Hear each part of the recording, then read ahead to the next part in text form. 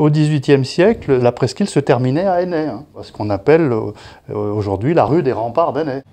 C'est le siècle des Lumières, et il y a trois personnages importants qui vont dire « Allez, on aère la ville, on ouvre sur l'extérieur ».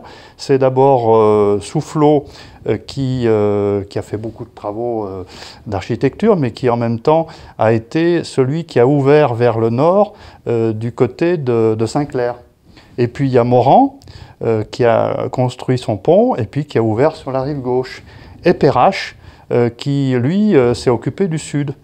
L'objectif, c'était d'embellir et puis de faire en sorte que les Lyonnais s'ouvrent, sortent du rempart, donc on abat les remparts, etc. D'où cette notion de chaussée ici. Donc l'objectif, c'était d'agrandir la ville et de se prolonger, de créer un pôle d'air. L'idée de Perrache, c'est surtout une zone agréable à vivre, quoi. Dans les plans d'origine, donc il y avait des places, il y avait des allées, des belles maisons, enfin c'était le schéma quoi, de principe. Michel-Antoine Perrache avait donc une idée de développement d'avenir, une ambition, et le problème c'est qu'il n'a pas eu les moyens financiers d'aller jusqu'au bout, et en plus il est mort avant d'avoir vu la fin de son projet. Donc quand il est mort, il n'y avait guère que la fameuse chaussée Perrache qui était construite, et tout le reste c'était des zones encore mixtes entre des îles, des trous d'eau, des bras morts, etc., une zone marécageuse, quoi. Donc ça c'était avant la Révolution, puis ensuite la Révolution arrive, donc c'est pas là où ça n'a pas été le moment d'aménager quoi que ce soit.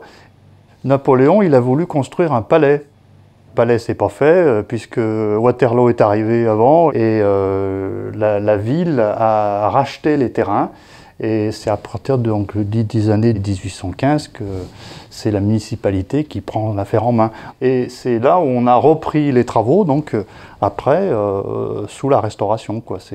C'est vraiment à l'époque des deux maires, Lacroix-Laval et Rambaud, le baron Rambaud, qu'on va remblayer vraiment. On est allé chercher des matériaux dans la colline de Fourvière, et on descendait par la montée de Choulan, et puis ensuite on passait sur un pont qui était un pont en bois d'ailleurs, et on amenait des carrioles de matériaux qu'on déversait. Là, l'objectif, c'est assez rapidement de faire une zone industrielle.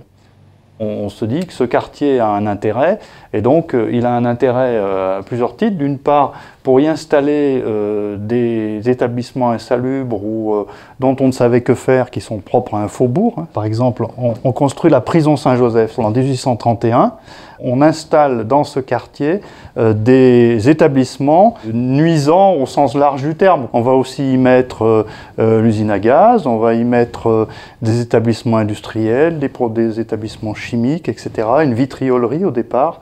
Et deuxièmement, on se dit, mais tiens, c'est un quartier qui est intéressant aussi pour développer une activité industrielle à partir du transport. Et c'est donc l'idée de la création de la gare d'eau. Alors la gare d'eau, ce qui est original, c'est que c'est un système qui joue une complémentarité entre la voie d'eau et le chemin de fer.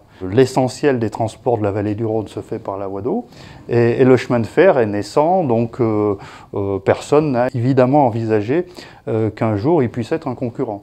Donc au contraire, et c'est l'idée de Marc Seguin et de son frère Jules, c'est d'aménager un quartier industriel autour de la carte d'eau. L'idée, c'est d'amener le charbon de Saint-Étienne, et donc on le dépose à peu près par ici, dans l'emplacement du marché-gare, et puis on recharge sur la gare d'eau qui est à l'emplacement de la place nautique. On voulait faire de ce quartier le Manchester lyonnais, c'est-à-dire vraiment une zone de développement industriel, d'industrie lourde, etc., à partir du charbon de Saint-Étienne, quoi. Et puis, en fait, ça va pas vraiment se développer comme ça, surtout à partir de 1857. La date fatidique, c'est 1857, quand on a la liaison ferroviaire complète, Paris, Lyon, Méditerranée.